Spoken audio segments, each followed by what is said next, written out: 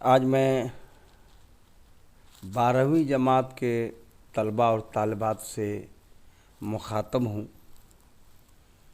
میں 12ویں جماعت کے طلباء اور طالبات کو قطع تاریخ کے متعلق بتانا چاہوں گا۔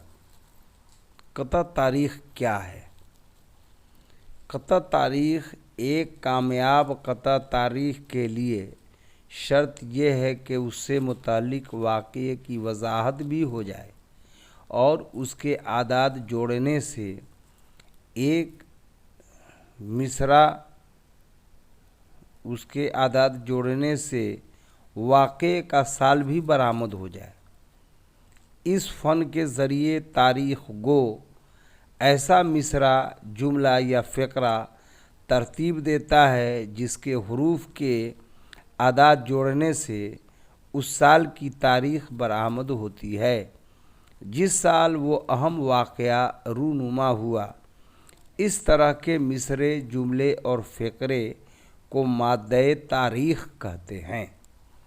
یعنی آپ نے یہ سمجھا کہ جب کسی کے موت پر، کسی اہم واقعات پر جو کسی انسان کے زندگی میں اہم منصب ملا، کسی خاص عہدے پر اس کی رسائی ہوئی، ایسے موقع پر جب شاعر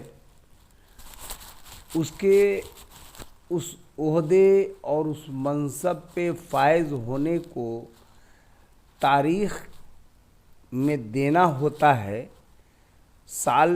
کس سال میں یہ واقعہ ہوا اس کو بتانا ہوتا ہے، تو ایک قطع تاریخ وہ لکھتا ہے اور اس میں کسی مصرعے سے یا کوئی فقرہ بھی ہو سکتا ہے، کوئی جملہ بھی ہو سکتا ہے جو اس مصرع میں سمویا رہے گا، تو اس سے اس واقعے کی تاریخ، سال اور تاریخ، سال برآمد ہو جائے گا۔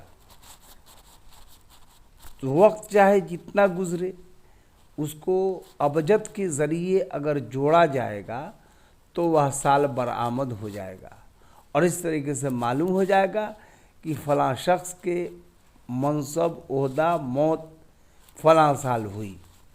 تو اسی کو قطع تاریخ کہتے ہیں۔